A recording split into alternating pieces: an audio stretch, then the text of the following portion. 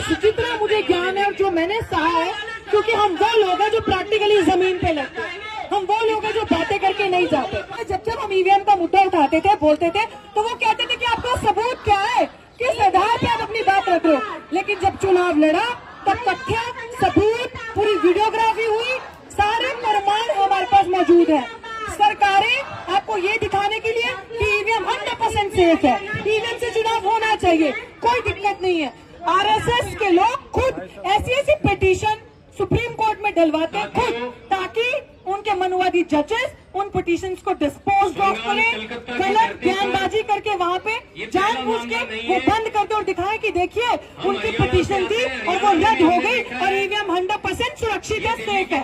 ये आपको भ्रमित किया जाता है। प्राचा साहब की पिटीशन वहाँ पे पड़ी है, सुनवाई होती है और डिटेल में मैं नहीं इस चीज की, आई थिंक प्राचा साहब आपको खुद बताएंगे। इसी चीज के लिए हम लोगों ने ये मुहिम बड़े ईमानदारी से और बड़े दुख से ये छेड़ी है कि अगर हम नहीं लड़ेंगे तो कोई नहीं इसे लड़ेगा।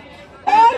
इस समय इस पॉइंट बेस्ड सिचुएशन पे अगर आपको उत्तर प्रदेश में अपनी सरकार चाहिए, ईमानदार लोगों की सरकार चाहिए, अगर आपको दिल्ली में आने वाले चुनाव में अपनी भागीदारी, अपनी सरकार चाहिए, अपने लोग चाहिए, अगर आपको अपने हक अधिकार चाहिए, अगर आप नहीं चाहते कि लोग हिंदू मुसलमान के नाम पे मरे काटे जाएं, आप चाहते हो कि आपकी बहन बेटी सुरक्षित रहे, आप चाहते हो कि बच्चे बहस धर्मों पे ना करें, बच्चे शिक्षा, स्वास्थ्य, रोजगार पे बात हो, इस देश में इन सारे बिंदुओं पे बात की जाए, इस देश में महिलाओं की सुरक्षा पे बात की जाए, इस देश में भुखमरी पे बात की जाए कि अपने पड़ोसी देश से भी भारत बद से बदतर हो गया भुखमरी पे। शर्म नहीं आती? मैं आज बात करती हूँ बड़े बड़ी उन एनजीओ को जो बड़ा बड़ा फंड लेते हैं, बड़ी बड़ी विमेन, महिलाओं की विमेन एम्पावरमेंट की बातें करते हैं, और जब आप सिग्नल पे, रेड लाइट पे गाड़ी लगाते हैं तो गरीब की बच्चियां छोटी छोटी वहाँ भीख मांग रही होती है, वहाँ पर प्रदर्शन करके दिखा रही होती है। ये है हमारे भारत की असलियत, ये है हमारे देश की असलियत, क्योंकि सरकार ठगों के, चोरों के हाथ में है। आप लोग सोचते हो कि जमीन तो हमारी इतनी मजबूत है, जमीन पे तो हमारी रैलियों में इतनी भीड़ आती है, लोग इतने सारे हमारी रैलियों में होते हैं जब इलेक्शन होते हैं, तो वो इलेक्शन वोट जो है वो हमारे लोगों का वोट काउंट क्यों नहीं होता? हमें जब वोट देने जाते हैं तो ऐसा क्या होता है कि जिस जगह पर किसान इतना परेशान है, जिस जगह पे सबसे ज्यादा प्रताड़ना हरियाणा, पंजाब जैसी जगह पे सरकार ने इतना बद से बदतर सलूक किया, फिर वहाँ पे पंजाब में देखो तो भाजपा का वोट काउंट बढ़ जाता है, हरियाणा में देखो तो पूरी सरकार बन जाती है, उत्तर प्रदेश में आपने देखा कि कैसे लीड ले गई। तो ये सारी चीजें सिर्फ और सिर्फ ईवीएम के तहत हो रही है। और जिन लोगों को ये चीज लग रहा है कि ईवीएम का मसला मेरा क्या करना है, जो पार्टी अभी भी गफलत की नींद में है, जिनको इस चीज का अहंकार है कि अरे हम ईवीएम नहीं ठीक है, क्या सड़कों पे जाएंगे, हमारे पीछे तो इतने लोग हैं, जिन पार्टीज को ये वहम है कि आप संविधान का नाटक करके संविधान की किताबें उठाकर सड़कों पे रैलीज निकालेंगे और बोलोगे कि हम संविधान बचाने निकलेंगे और दूसरे का वोट काट के अपनी सरकार बना लेंगे, तो आप सब इस देश की अखंडता को, इस देश को कमजोर कर रहे हो। क्योंकि इस चीज से अगर आपको लग रहा है कि भाजपा आपकी संख्या से डरती है, अगर आपको लग रहा है कि आरएसएस आपकी संख्या ज्यादा आपको जीतने देगी, तो नहीं, वो साम दाम दंड भेद की राजनीति करी है। उसे पता है कि किस तरीके से सत्ता में रहना है, उसे पता है बेईमानी करके, ईवीएम का इस्तेमाल करके, ईवीएम की आपने देखा होगा कि हरियाणा में किस तरीके की वीडियोस वायरल हुई। एक राज्य में, हरियाणा में, एक डिस्ट्रिक्ट में, आप यकीन नहीं मानेंगे, 6:30 बजे तक वोटिंग हो रही थी, वो विधायक वहां का चिल्लाता मर गया कि बेईमानी हो रही है, चोरी हो रही है, देखो अभी तक बूथ खुला और वोटिंग हो रही है। ये सारी चीजें ऐसे ही हो जाती है हवा में। कितनी वीडियोस वायरल होती हैं कि ईवीएम सेफ नहीं है। प्राचा सर को आपने देखा कि लगातार जिस दिन से इस लड़ाई को लड़ रहे हैं, लगातार आवाज उठा रहे हैं आप सबको जागरूक करने के लिए। तो मैं ये चाहती हूँ कि अगर मेरी बहनें जितनी भी यहाँ पे बैठी हैं, वो चाहती है कि हम सुरक्षित आधी रात को भी सड़कों पे चले, हम सुरक्षित कभी भी सर उठा के कहीं पे भी निकल सकते हैं, हमें डर ना हो कि कोई हफ्सी आकर हमें अटैक करेगा, खाएगा, या हमारे साथ बदसलूकी करेगा, या हमारा अपहरण होगा, या किसी गरीब की बहन बच्ची का रेप होगा। तो आप लोगों को ईवीएम की लड़ाई लड़नी है, क्योंकि most of the things in this country are happening with agenda, popular propaganda. सरकार स्टेट स्पॉन्सर्ड रिलीजन बनाती है, स्टेट स्पॉन्सर्ड हेट्रेड जो है वो पैदा करती है, कम्युनल राइट्स जो है वो सरकार खुद पैदा करती है, ताकि आप और हम जैसे लोग ईवीएम के बारे में बात ना करें, आप और हम जैसे लोग रोजगार बेरोजगारी के बारे में बात ना करें, भुखमरी के बारे में बात ना करें और मुद्दों से भटक जाएं और फिर सरकार की पॉपुलर प्रोपेगेंडा, हेट का नैरेटिव चला के और अपनी सरकार बना ले और हम लोग फिर वहां बैठे के बैठे देखते रहे। तो आप मुझे बताएं कि आप सब कितने लोगों के पास युवा खड़े हैं, कितने लोगों के पास सरकारी नौकरी है,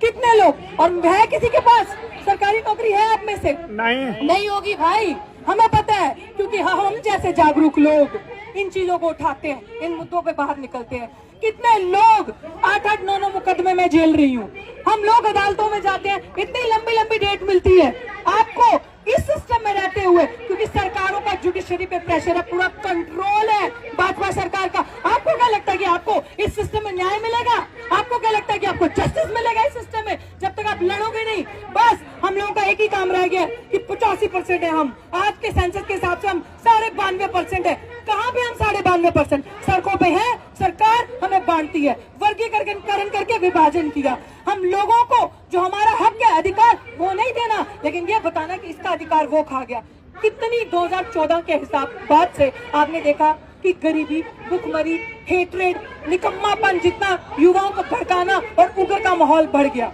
तो मेरी सबसे यही कहना है कि जितने भी लोग आज अपनी सलाह देकर जाएं, आज अपना बताकर जाएं हमें कि किस तरीके से इस लड़ाई को और मजबूत किया जा सकता है, और हम लोग, कोई भी पार्टी बचेगी नहीं। मैं प्राचा सर, मेरी रिक्वेस्ट है कि हम एक मेमोरेंडम लेके, अगर वो बहुत बड़े लोग हैं पार्टीज वाले, विपक्षी, तो हम उनके पास चलते हैं। अगर उनके अंदर इतना एटीट्यूड और इतनी अकड़ है कि हम लोगों के पास इतना जन अधिकार और इतना वोट है, अगर आप लोगों को शर्म नहीं है कि सड़कों पे आना है, तो हम लोगों का पूरा डेलीगेशन आपके पास आएगा और आपसे रिक्वेस्ट करेगा कि मरो, शर्म करो, सड़क पे आओ। क्योंकि अगर तुम लोग सड़कों पे नहीं आओगे तो हम जैसे युवा का भविष्य जो है वो अंधकार में है, हमारी आने वाली पीढ़ियां बचेंगी नहीं, नस्लें गुलाम पैदा होंगी। आज भी यहाँ एक एक जागरूक बंदा आया अपने हक अधिकार की लड़ाई लड़ने के लिए, और जागरूक लोग ये नहीं देखते कि भीड़ इकट्ठी हो रही है कि नहीं हो रही, ये नहीं देखते कि पड़ोसी जाएगा, वो जाएगा तो मैं जाऊंगा। जिसको अपना घर बचाना, भाई आग मेरे घर में लग रही है,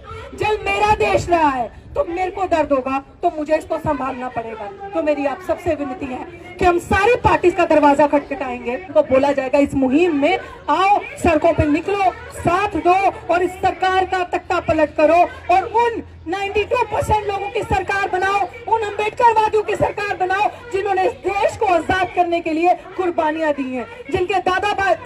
परदादा इस देश में अपने खून पसीना बहाया। और मैं प्राउडली ये बात कह सकती हूँ क्योंकि मेरे दोनों के दोनों ग्रैंड पेरेंट्स फौजी थे, फौज में थे। मैं उस परिवार से आती हूँ जिन्होंने वो कुर्बानियां देखी है, जिन्होंने ये दर्द तकलीफ सहा है, इस देश से प्यार किया है। और मुझे ये लगता है हम सब, अगर जितने भी लोग यहाँ पे ये संदेश यहाँ से लेके जाएंगे, अगला प्रोग्राम का कॉल आपको 1 हफ्ते के अंदर मिलेगा। और हम किसी का इंतजार नहीं करते, हमें जरूरत नहीं है दलालों की, हमें जरूरत नहीं है ऐसे लोगों की जो चंदाखोर लोग हैं, हमें जरूरत नहीं है ऐसे लोगों के साथ की जो गरीब लोगों को बड़ी बड़ी भीड़ लगाएंगे, भड़काएंगे और ऐसे प्रोग्राम करके चले जाएंगे जिसका कोई सोल्यूशन नहीं होता। आपने देखा था दिल्ली यूनिवर्सिटी का वो प्रदर्शन, उस केस में 9 FIR मेरे पे हुई, लेकिन सर नहीं झुकाया। वहां से हमारा धरना हटाने के लिए 144 लगा दी कि ये लोग बैठ ना सके, लेकिन फिर भी हम हारे नहीं, उतनी मजबूती से हम कोर्ट में लड़ रहे हैं। तो जो मेरा भाई बहन चाहता है, हम ईमानदारी से, मजबूती से, भाजपा से जो लोग दुखी हैं लड़े, उन सबको सड़क पे आना होगा और अगली बारी भारी संख्या में हम लोग आपको यहाँ पे मिलेंगे। और फिर थोड़ी देर में, अभी औरों को सुन के थोड़ी देर में फिर आपके बीच में आऊंगी। और मैं बहुत बहुत शुक्रिया अदा करती हूँ कि मिशन सेव कॉन्स्टिट्यूशन ने ये इनिशिएटिव लिया और इस लड़ाई को पूरी मजबूती से हम लोग लड़ेंगे जब तक ईवीएम पूरा खात्मा नहीं कर देते। और चुनाव होगा तो पेपर बैलेट से होगा, और ये चीज याद रखना और घर जाके आपके माँ बाप से पूछना कि जब जब पेपर बैलेट से जब चुनाव हुआ होगा तब तक हमारी सरकारें बनी होगी, तब तक हमारा राज रहा होगा। और आज ईवीएम से चुनाव आया तो चोरों की सरकार आई। शुक्रिया साथियों, जय भीम, जय भारत, जय संविधान।